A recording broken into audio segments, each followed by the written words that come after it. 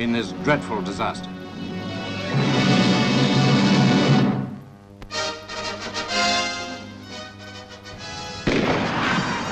There's been quite a spate of new athletic records recently.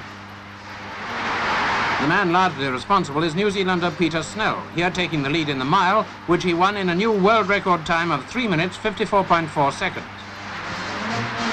Since then, he set up more world records in New Zealand for the half mile and 800 meters.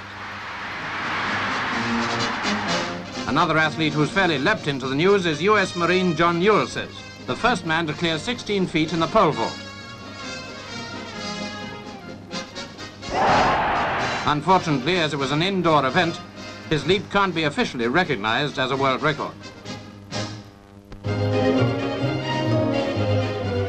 I stopped there 5 years ago.